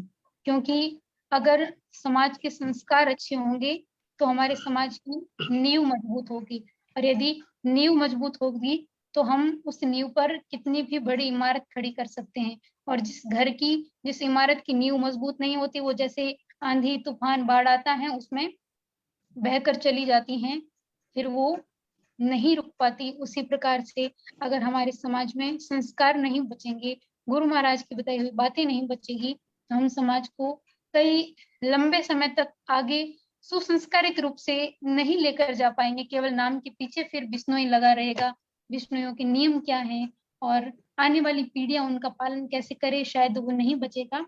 उनको बचाने के लिए हमें बालिकाओं को शिक्षित करना चाहिए, महिलाओं को शिक्षित करना चाहिए कि वो अपनी संतान को सुसंस्कारित अच्छे संस्कारों से युक्त होगी, तो आने वाली पीढ़ियां हमारे नियमों को और गुरु महाराज की बातों को सदैव याद रखेंगी। जी, मैंने जितनी बातें सीखी हैं और महिलाओं के लिए कहना चाहती थी, काफी बातें कही हैं और आपने सभी ने सुनी भी है। जितने भी दर्शक सुन रहे हैं, जो संचालन कर रहे हैं, अगर आपके मन में कोई विचार हैं किसी महिलाओं के क्षेत्र को लेकर या आज के आधुनिक समय में महिलाओं के लिए हम क्या मैसेज दे सकते हैं, इस विषय पर कोई भी प्रश्न हो आप कर सकते हैं, क्योंकि केवल मैं बात कह रही हूँ और आप सभी लोग सुन रहे हैं, वो तो आप सभी ने सुन ही ली है। तो और किस बारे में कोई प्रश्न हो जिसका मैं आप सभी को जवाब दे पाऊं कि आज के समय में हम महिलाओं को क्या मैसेज दे सकते हैं।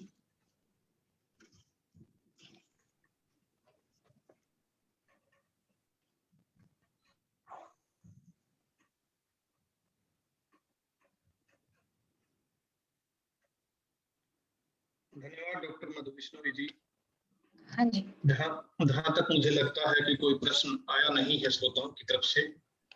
हाँ जी, तो आपने बड़ा सुंदर उद्बोधन दिया, जिसमें आपने परंपरा से लेकर आधुनिकता तक हर चीज पर बल दिया। जी सर। अनिल जी, प्रश्न जो कुछ इसमें चैट इनबॉक्स में आ रहे हैं, तो वो आप उन श्रोताओं के माध्यम से प्रश्न आप पूछ लें उनसे। एक रोहित जी का कोई प्रश्न आया है तो आप देख लें। रोहित जी माइक ऑन करने के लिए बोल रहे हैं। मैं होस्ट नहीं हूँ, इसलिए जो होस्ट है वो कृपया इस बात पे ध्यान दें।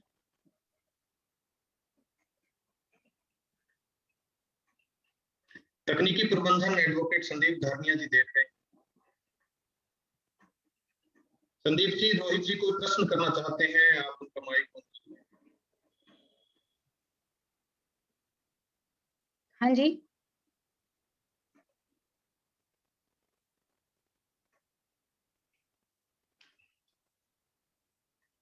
रोहित जी बोलिए, आपका माइक ऑन है। हाँ जी, रोहित जी कुछ प्रश्न करना चाहते हैं।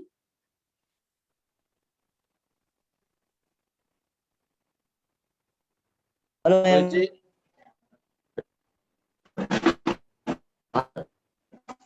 सर, मेरा प्रश्न मैडम जी यह था कि आप लड़कियों के विषय में बात कर रही थी। आपका विचार सबसे पहले अच्छा था और सभी समाज के लोगों से मैं भी हूँ और मेरे घर में भी बहन बेटी है, लेकिन बहन बेटी के मन में ये ऐसी विचारधारा है कि वो आगे पढ़ना ही नहीं चाहती। और काफी मैंने भी कहा है, क्यों कि हम बाहर जाएंगे, कहाँ रहेंगे, क्या खाएंगे, कैसे जाएंगे। तो सबसे पहले आदमी की सभी लोगों की मानसिकता परिवर्तन करना जरूरी है। जैसे कि ये जूम मीटिंग है, इस पर समाज के जागरूक करे। इसी तरह हम हर प्लेटफॉर्म पर महिलाओं को या फिर आदमियों को भी जागरूक करेंगे, तभी हमारी महिला आगे बढ़ सकती है। तो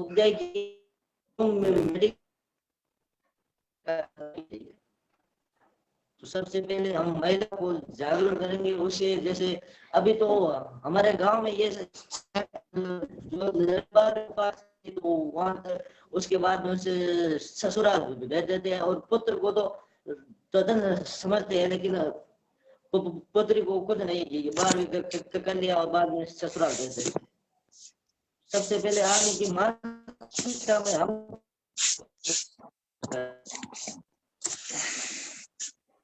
हाँ जी, मैं आपके विचारों को समझती हूँ कि कई लड़कियां ऐसी होती हैं कि हर जगह अब्बा जरूर होते हैं, कि कई लड़कों को भी कहीं पढ़ने का, पर वो नहीं पढ़ते कि हमें पढ़ने में कोई इंटरेस्ट नहीं है, हम तो बिजनेस करेंगे, कहीं काम करेंगे, धंधा करेंगे। वो 9, 10, 12 करके वो बाहर काम करने के लिए मुंबई, अहमदाबाद कहीं भी चले जाते हैं। तो ऐसे ही कई बालिकाएं भी होती हैं जिनको पढ़ाई में रुचि नहीं होती कि हमें तो पढ़ना लिखना नहीं है। तो बात ये है कि आपने जैसे कहा कि उनको ये डर भी होता है कि हम बाहर जाएंगी तो हम कैसे रहेंगी, क्या खाएंगी। तो हम यही बात कर रहे हैं कि हम अपनी बेटियों को ऐसे संस्कार दें। हम संस्कार का अर्थ ये है कि उनको सही राह बताएं। संस्कार का मतलब ये है कि हम उनको सिखाएं कि आज के जो जीवन को लेकर लोगों को बहुत ही आज के समय में रहता है कि हम क्या करें, क्या नहीं करें, क्या सही है, असमंजस में रहते हैं। तो हम अपनी बालिकाओं को ये सिखाएं कि उन्हें कैसे रहना है, कैसे जब वो बाहर जाए तो उन्हें लोगों का सामना करना है, क्योंकि हर जगह उनको अच्छाई भी मिलेगी, बुराई भी मिलेगी। अच्छा भी सुनने को मिलेगा, बुरा भी सुनने को मिलेगा। कई बार अगर सफर भी करते हैं तो उसमें भी कुछ गलत चीजें सामने आएंगी, परंतु हमें अपनी बेटियों को, बहनों को ये सिखाना चाहिए, उनको इतना स्ट्रांग बनाना चाहिए, उनको इतना शक्तिशाली बनाना चाहिए कि वो बाहर जाए तो उसको कैसे रहना है। और इसके लिए जैसे अभी कई लोगों के मैसेज भी आए हैं कि हमें सबको मिलकर, कि आप ये कह रहे हैं तो सबको मिलकर हॉस्टल वगैरह बनाना चाहिए। तो जब भी अवसर मिलेगा कि समाज के जहाँ जितने भी बड़े बड़े लोग जो समाज में लेन देन देख रेख करते हैं, उनके सामने पक्ष में जरूर रखूं कि बालिकाओं के पढ़ने के लिए बड़े बड़े जितने भी शहर हैं, जयपुर, जोधपुर, दिल्ली, उनमें हॉस्टल जरूर होने चाहिए। और वहाँ हॉस्टल में एक सही वार्डन हो, वहाँ गार्ड्स हो, ताकि उन्हें रहने की, खाने की, किसी भी प्रकार की कोई परेशानी ना हो उनके लिए। वहाँ वेन भी हो जो उनको कॉलेज छोड़े और लेकर आए, तो शायद उन्हें बाहर रहने में या बाहर पढ़ने में कोई झिझक नहीं होगी। तो इस प्रकार की व्यवस्था अवश्य रूप से बालिकाओं के लिए होनी चाहिए, जिससे वो बाहर जाकर बेडर, बेझिझक रह सके, पढ़ सके और अपने सपनों को पूरा कर सके। धन्यवाद डॉक्टर मधु बिश्नोई जी। आपने सती, सावित्री, अनुसुईया से लेके कल्पना चावला तक के सभी महत्वपूर्ण सांस्कृतिक पड़ावों को अभिव्यक्त करते हुए वर्तमान में बालिका शिक्षा की जरूरत और महिला सशक्तिकरण में उनके योगदान को रेखांकित किया। इसके लिए आप साधुवाद के पात्र हैं। अब मैं आमंत्रित करता हूं आज के कार्यक्रम की अध्यक्षता डॉक्टर पुष्पा बिश्नोई जी को। आप सहायक प्रोफेसर हैं बावड़ी, जोधपुर में, कि वो अपना अध्यक्षीय उद्बोधन दें और हमें मातृशक्ति की महिमा से परिचित कराएं। डॉक्टर पुष्पा बिश्नोई। धन्यवाद अनिल जी। मेरी आवाज आ रही होगी आप तक? जी मैम। जी सर। आभासी पटल पर उपस्थित सभी सुधीजन, श्रोताओं एवं जाम्हानी साहित्य के अध्येताओं को मेरा नमस्कार, नमन, प्रणाम, स्वागत, अभिनंदन। जाम्हानी साहित्य अकादमी के अध्यक्ष आचार्य कृष्णानंद जी एवं कार्यक्रम के संयोजक श्री विनोद जी जमदास जी का धन्यवाद कि उन्होंने मुझे अध्यक्षता का अवसर प्रदान किया। साथ ही इस कार्यक्रम की वक्ता डॉक्टर मधु बिश्नोई जी और तकनीकी प्रबंधक संदीप जी, कार्यक्रम के सूत्रधार अनिल जी, आप सभी। और अब मैं अपने बात पे आती हूँ कि हमारे कार्यक्रम की मुख्य वक्ता डॉक्टर मधु जी ने नारी सम्मान की मैथा को रेखांकित किया और मध्य युग से लेकर आधुनिक युग तक के विभिन्न पड़ावों से गुजरती हुई नारी की दशा और दिशा पर प्रकाश डाला और गुरु जाम्भोजी महाराज के नियमों में नारी को जो मैथा प्रदान की उस पर हमें जानकारी प्रदान की। और साथ ही वर्तमान परिवेश में स्त्रियों की असुरक्षा से निपटने के लिए नैतिक संस्कारों की आवश्यकता आदि पर हमें बताया। और आपने सीता, कुंता, द्रौपदा, अनुसया, ऋषनार, तारादे और मंदोदरी, 7 सती संसार, इस संसार की इन समस्त सतियों और आधुनिक महिलाओं पर प्रकाश डालते हुए आपने अपने व्याख्यान में धर्म, नीति, न्याय के साथ साथ लोक कल्याणकारी एवं आदर्श की जो प्रतिष्ठा प्रस्तुत की वो वास्तव में अद्वितीय है। मध्य युग की जब हम बात करते हैं, कि जहां हम बात करते हैं वेदों की और प्राचीन काल की, तब स्त्री की स्थिति बहुत सशक्त थी और धीरे धीरे एक समय आया कि हमने स्त्री को मानवी से देवी बना दिया, और मध्यकाल आया जिसने है वो नारी को है वो काली कामणी, काली नागिनी बता दिया। मध्यकाल को जब हम हिंदी साहित्य के संतों को देखते हैं तो नारी के प्रति एक नकारात्मक दृष्टिकोण हमारे समक्ष उपस्थित होता है, और वो मानते हैं कि नारी मुक्ति मार्ग की बाधा और पुरुष को विनाश पथ की ओर ले जाने वाली है। ऐसे समय में गुरु जाम्बोजी है वो वही भक्ति काल में प्रमुख संत हैं हमारे तुलसीदास जी, वो भी कहते हैं कि ढोल गंवार शूद्र पशु नारी सकल ताड़ना के अधिकारी।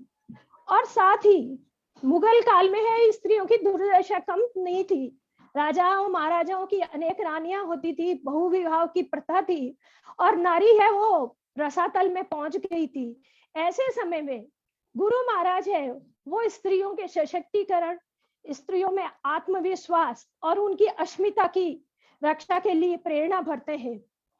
और जैसा कि हमारी वक्ता ने कहा भी था, तैया सासू तैया मासू तहे तैया दे दमोई उत्तम मध्यम क्यों जानी जे बिबरस लेखो ले।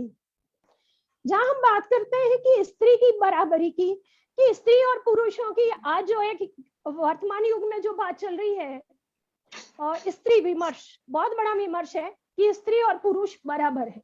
बात बराबरी की, प्रतिद्वंदिता की नहीं है, बात है अवसरों के समानता की है। स्त्री और पुरुष को आगे बढ़ने के लिए समान अवसर मिले, और स्त्री और पुरुष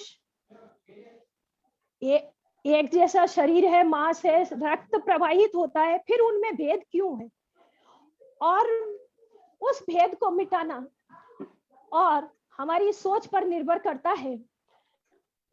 और जाम्बानी साहित्य के अधिकांश कवियों ने स्त्री की महत्ता को बताया है। गुरु जाम्बोजी के विचारों को और जाम्बानी साहित्य पर हम दृष्टिपात करते हैं तो मातृ शक्ति के सामने के बारे में हमारी जो मुख्य रूप से 3 बातें उभर करके आती हैं, जिन पे मैं आपको संक्षिप्त में बताना चाहूंगी। पहली, जो गुरु जाम्बोजी की स्वयं की विचारधारा है, जो कथनी और करनी में बिल्कुल फर्क नहीं करते हैं, और वो विचारधारा है लोकतांत्रिक विचारधारा, समानता की विचारधारा। कोई भी रिश्ता हो, जब तक हमारी सोच, हमारे विचार लोकतांत्रिक नहीं होंगे, तब तक है वो सफल नहीं हो सकता। वैसे ही समाज भी संतुलित जब होगा, तब स्त्री और पुरुष में समानता, हमारी विचार और भेद की दृष्टि को समाप्त करना होगा, तब हो पाएगा। और गुरु जाम्बोजी स्त्री समानता की बात भी करते हैं, और युगों युगों से जो अपने अस्तित्व के लिए संघर्षरत नारी है, उस नारी को मानव के रूप में प्रतिष्ठित करते हैं, मानवी के रूप में प्रतिष्ठित करते हैं। वो देवी ही नहीं, वो साधारण मनुष्य है, उसमें भी वही स्वभाव और गुण है जो एक साधारण मनुष्य में होना चाहिए, और इसीलिए उसको भी मनुष्य होने का अधिकार और हक मिलना चाहिए। और गुरु जाम्बोजी का जो स्त्रियों के प्रति जो दृष्टिकोण है, वो स्वस्थ, संतुलित और सकारात्मक दृष्टिकोण है, और उन्होंने अपने वाणी के द्वारा यथार्थ में भी इस समानता और सम्मान का भाव रखा।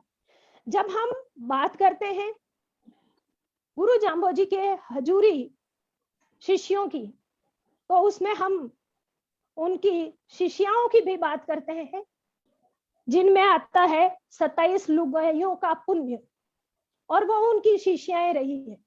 आवश्यकता पड़ने पर वो नौरंगी का भात भरने भी जाते हैं, और स्त्रियों को वो भी बराबरी का महत्व देते हैं। और एक जो मैं अपनी बात कहना चाहती हूँ कि जो बात उठती है बराबरी की, यह होता है कि स्त्री के शोषण की। मैं वर्तमान युग का जो स्त्री विमर्श है बहुत जोरों शोरों पे चल रहा है, लेकिन हम जिस समाज में रहते हैं वो श्रम प्रधान समाज है, और जहां स्त्रियां भी युगों युगों से पुरुषों के साथ कंधा से कंधा मिलाकर खेत में भी काम करती है, पशुधन का भी काम करती है, और जो परिश्रम करता है उसका कोई शोषण नहीं करता है। जहाँ स्त्रियां निष्क्रिय है, कुछ करती नहीं है, उनका शोषण हो सकता है। जो सक्रिय है, जो स्वयं अपने स्वयं पर निर्भर है, विष्णुई युग में विष्णुई औरतें 5 सती से जब से है, हम जो अवधारणा है हमारी हमारी आर्थिक शक्ति या अर्थव्यवस्था है वो पशुपालन और कृषि आधारित थी, और उसमें स्त्रियां कहीं भी पुरुष से कम नहीं है, उसके समक्ष साथ कंधे से कंधा चला मिला करके काम करती है। अब गुरु जाम्बोजी ने जहां स्त्रियों के उन्होंने स्वीकार किया, स्त्रियों को लोकतांत्रिक समानता, उनको अवसर प्रदान करने की भी बात कही, और जब हम ये बात करते हैं तो हमें खेजड़ली बलिदान को नहीं भूलना चाहिए।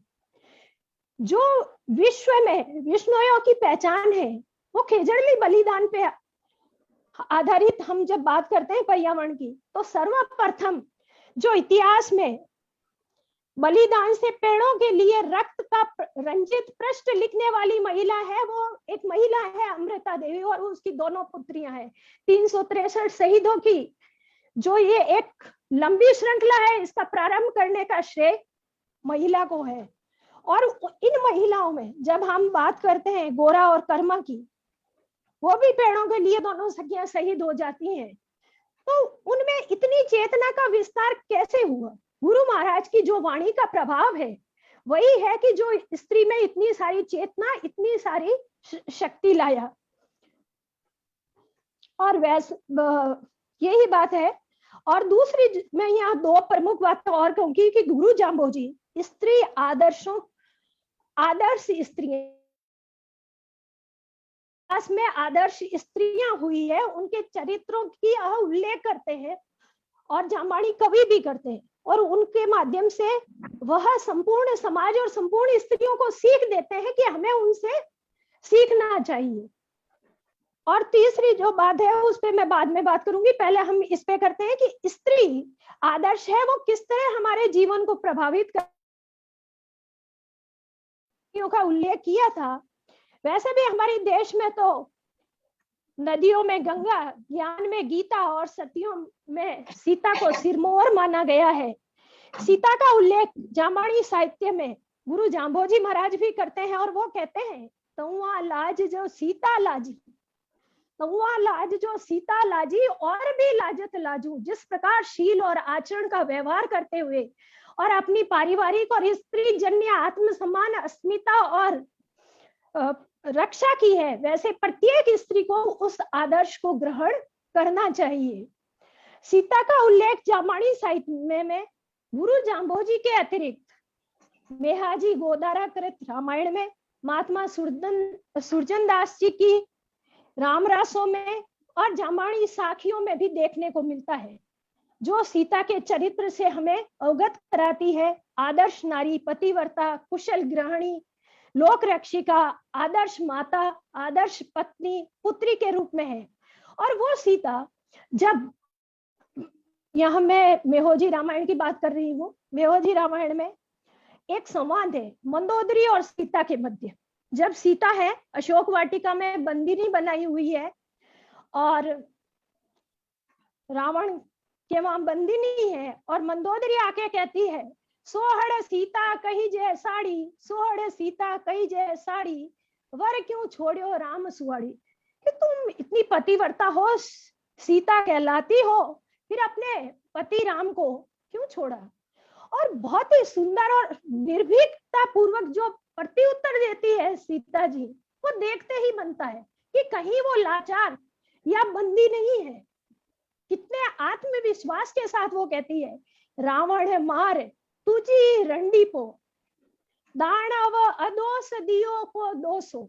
यानी मैं यहाँ इसलिए आई हूँ, राम को छोड़ा नहीं है, मैं यहाँ इसलिए आई हूँ कि रावण का वध करना है और तुझे विधवा बनाना है। और क्यों बनाना है उसका भी कारण है।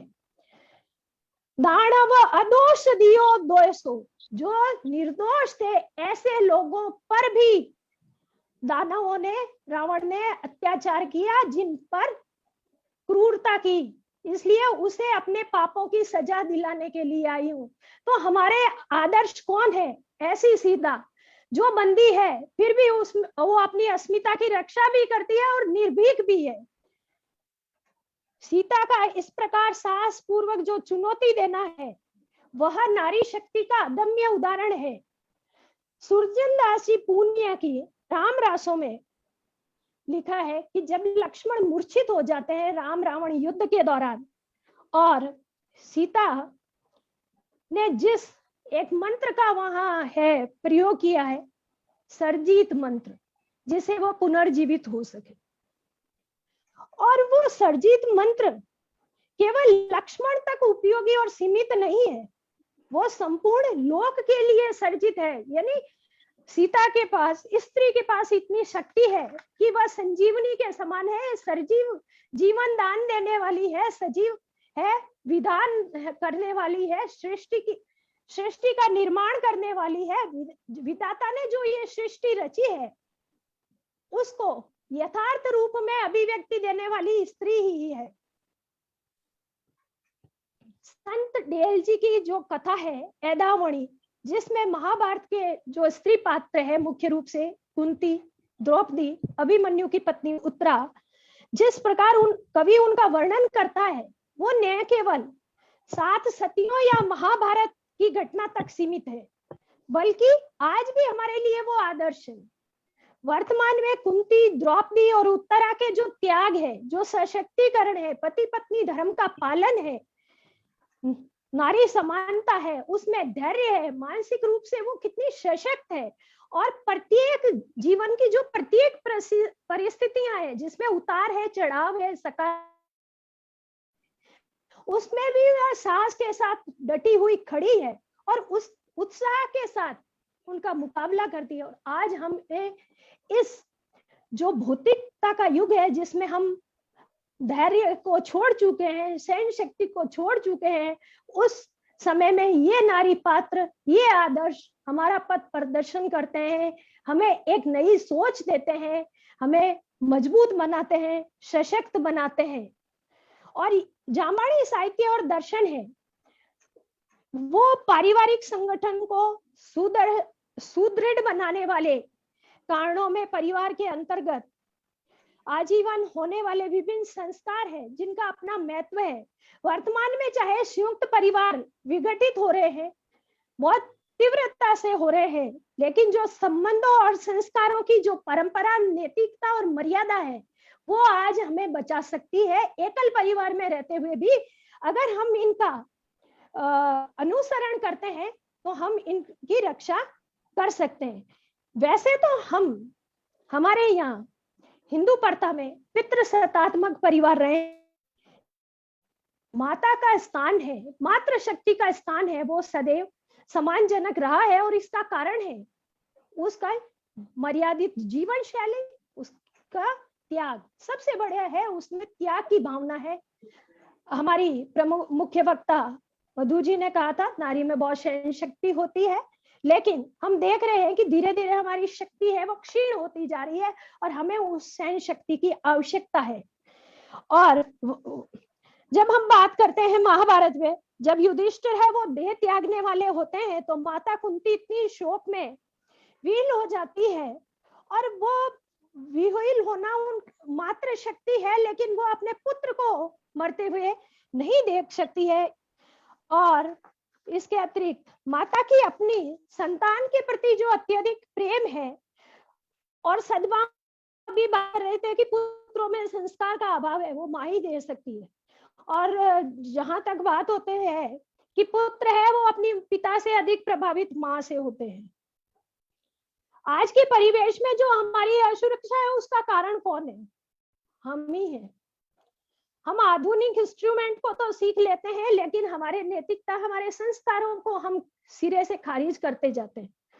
यहाँ ये बात कहना आवश्यक तो नहीं है, लेकिन जब मैं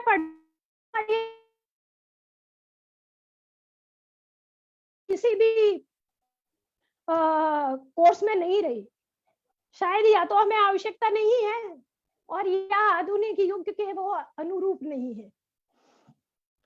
और यहाँ मैं एक और बात करना चाहूंगी कि गुरु जाम्बोजी की लोकतंत्रात्मक दृष्टिकोण आता है, फिर उनकी जो आती है स्त्री आदर्शों की स्थापना और उनके सीखने के लिए प्रेरित करना, और तीसरी जो बात आती है जाम्बानी साहित्य में वो है समाज में व्याप्त जो मात्र शक्ति की अस्मिता अस्तित्व के जो विरोधी तत्व है उनकी जाम्बानी साहित्य और स्वयं भर्त्सना करते हैं।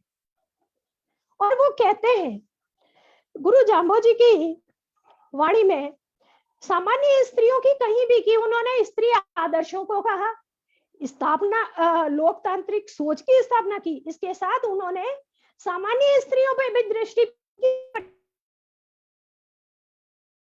उनकी कितनी छोटे छोटे और सामान्य समस्याएं हैं लेकिन उनके जीवन को वो दूभर कर देती है। सामाजिक परिवेश में, सामाजिक जीवन में स्त्री का बांझ होना, सौतन, एक अन्य स्त्री का होना, इन आदि पीड़ाओं को भी उन्होंने गुरु जाम्बोजी ने कहा है। शोक दुआगढ़ ते पण पूछे ले ले हाथ सुपारी, बांझ तिरिया बहु तेरी पूछे, बांझ तिरिया बहु तेरी पूछे, किसी प्राप्ति मारी। मतलब इस तरह की जो स्त्रियां हैं दुर्भाग्यशालिनी, उनका जीवन भी समाज में कोई आसान नहीं है। और वह बताती है कि किस तरह हमारा जीवन है, वो हमारी क्या गति हो सकती है। तो इस तरह के पात्रों को जब हे दृष्टि से हम समाज में रहते हुए इनके प्रति सद्भावना रखने की हमें भी आवश्यकता है। और तत्कालीन समाज में जो समस्याएं थी उनको उन्होंने बताया और वो आज भी है। जैसे होता है कि स्त्रियों का अपहरण कर लिया जाता है, जबरदस्ती बंदी बना लिया जाता है, इस तरह भी उन पर अत्याचार किया जाता है। और गुरु जाम्बोजी अपनी वाणी में स्पष्ट लिखते हैं, मतलब इसको एक बहुत बड़ा बहुत भारी दोष बताया है कि पराई स्त्री का अपहरण करना, उसका हरण करना भी गलत है। और हम एक और बात गुरु जाम्बोजी ने स्नान को बहुत महत्व दिया था और उनके समय में भी यह गुरु जाम्बोजी है के समय में, और हम महाभारत में भी देखते हैं कि स्त्री को, द्रौपदी को किस तरह दांव पे लगा दिया जाता है। और गुरु जी आलोचना करते हैं, वो कहते हैं त्रिया दानु कछु न मानू, मानू एक सुचुल सनानु, कि त्रिया दान जिसने भी शुरू किया है, कोई भी व्यक्ति किस तरह मानव का दान किसी को कर सकता है। दो स्त्री और पुरुष, नर और मादा है, मादा होने के कारण पुरुष स्त्री का मालिक बन गया और वस्तु की भांति उसका दान करने लग गया। कि ये जिस तरह की परिपाटी है ये समाप्त होनी चाहिए और स्त्री कोई दान की वस्तु नहीं है। गुरु जाम्बोजी अपने साहित्य में कन्यादान के महत्व को स्वीकार करते हैं, लेकिन जिस तरह स्त्री को दान की वस्तु, गिफ्ट जिसको हम आधुनिक भाषा में कहते हैं, उसकी पुरजोर विरोध करते हैं। गुरु जाम्बोजी अपनी वाणी में कहते हैं, एक दुख बूढ़े की घर तरनी यही है, यानी जो अनमेल विवाह की समस्याएं हैं कि स्त्री की कौन कौन सी समस्याएं हो सकती है। एक दुख बालक की माँ मुयु, यानी मात्र की शक्ति का कितना महत्व है, माँ का कितना महत्व है। माँ के बिना बालक का कोई अस्तित्व नहीं है। अभी हमारी मुख्य वक्ता ने कहा था कि एक स्त्री अकेले अपने बच्चों का पालन पोषण कर लेती है लेकिन पुरुष नहीं कर पाता है। तो एक दुख बालक की माँ मुयु, मात्र विहीन बालक की क्या दशा हो सकती है। उसका जीवन तो जैसे जैसे बच जाता है लेकिन प्रेम, स्नेह, संस्कार है उनसे वो वंचित रह जाता है। जिस तरह पालन पोषण उसकी माँ कर सकती है, अन्य लोग नहीं कर सकते। साथ ही स्त्रियों पे होने वाली घरेलू हिंसा, जिसके लिए अब तो कानून बन गए हैं, रिपोर्ट दर्ज करा दी जाती है और कई सारे स्त्रियों संबंधित कानून है, उनका बेजा फायदा भी उठाया जाता है। और गुरु जाम्बोजी अपनी वाणी में स्पष्ट कहते हैं, कहते स्त्रिया सिर खड़ग उबारे, कि ये भी एक बहुत भारी दोष है कि प्रकृति ने है वो पुरुष को स्त्री से शारीरिक रूप से शक्तिशाली बनाया। इसका मतलब ये नहीं है कि आप उसके प्रति हिंसात्मक रहे। उस पर अत्याचार करे, उसको प्रताड़ित करे, ऐसा नहीं, ऐसा करना है वो घोर अन्याय है। मैडम कृपया शॉर्ट करें। जी सर, मैं अपनी वाणी को विराम देना चाहती हूँ। मेरी 3 ही बातें थी और जो करीब करीब समाप्त हो गई है। बिल्कुल मैं समाप्ति की ओर हूँ, 1 मिनट से ज्यादा नहीं लूंगी। और आप सभी ने मुझे धैर्य पूर्वक सुना और संक्षिप्त में जो कुछ मैंने आपके सामने अभिव्यक्त किया, मुझे आपने अवसर प्रदान किया, उसके लिए जामवाणी साहित्य अकादमी के समस्त पदाधिकारियों, हमारे अध्यक्ष जी आचार्य कृष्णानंद जी का और आप सभी का बहुत बहुत आभार, धन्यवाद। धन्यवाद डॉक्टर पुष्पा बिश्नोई जी। आपने विभिन्न अनछुए आयामों को छुआ और पर्यावरण के क्षेत्र में आज बिश्नोइयों की पहचान मां अमृता देवी को याद किया, जो कि इस अवसर पर नितांत आवश्यक था। और जामवाणी साहित्य में से बहुत से उदाहरण देकर आपने ये सिद्ध किया कि गुरु महाराज की दृष्टि में महिला और पुरुष में कोई भेद नहीं था। वो उन्हें समाज में बिल्कुल समानता का दर्जा देकर गौरव प्रदान करना चाहते थे। धन्यवाद आपका इस सुंदर उद्बोधन के लिए। आज इस कार्यक्रम का तकनीकी प्रबंधन हमारी अकादमी के संगठन सचिव एडवोकेट संदीप जी धारनिया संभाल रहे हैं। आप लिखनी सर गंगानगर से हैं और वर्तमान में बीकानेर में कार्यरत हैं। कार्यक्रम का संयोजन अकादमी के प्रवक्ता विनोद जम्बदास जी कड़वासरा संभाल रहे हैं, जो किसी परिचय के मोहताज नहीं। आप एक गृहस्थ साधु के रूप में हैं, वह कलम के जादूगर हैं, साहित्य से जुड़े हुए हैं। आपकी लेखनी का अद्भुत प्रवाह हमें अमर ज्योति आदि पत्रिकाओं में विभिन्न लेखों से मिलता रहता है। वह आप कल्याण जैसी प्रतिष्ठित पत्रिकाओं में भी छपते रहते हैं। आज के इस कार्यक्रम में आए हुए अतिथियों के धन्यवाद ज्ञापन के लिए मैं श्रीमती उषा गोदारा जी को आमंत्रित करता हूँ।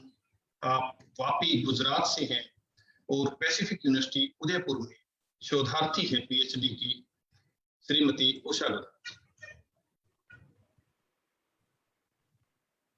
सम्मानित मंच, सोशल मीडिया के माध्यम से दूर दराज बैठे विश्नोई समाज के भाई बंधु को निमन प्रणाम।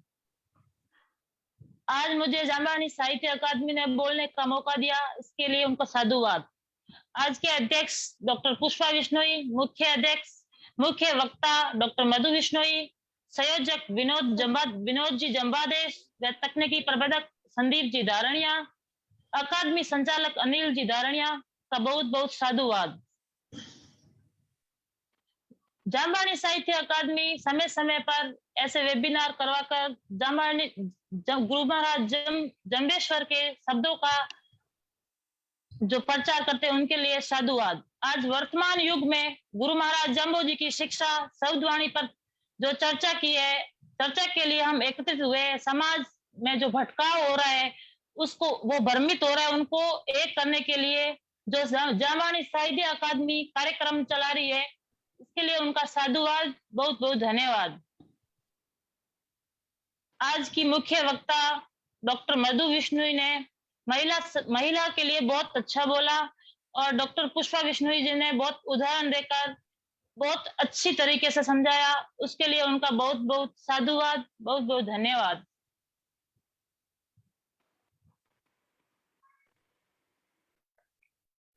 धन्यवाद डॉक्टर पुष्पा बिश्नोई जी। आपने आज जामवाणी साहित्य संवाद श्रृंखला की 41वीं कड़ी में जामवाणी साहित्य में मातृशक्ति की महिमा विषय पर कार्यक्रम सुना।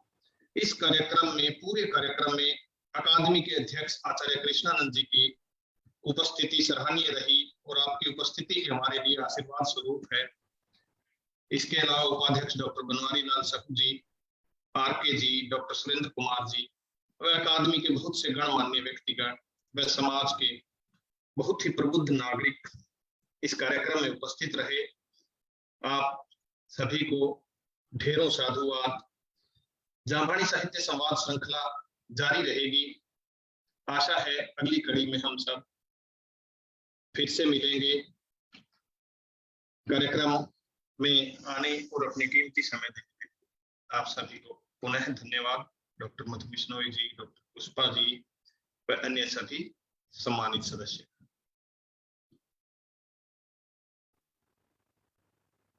जी धन्यवाद।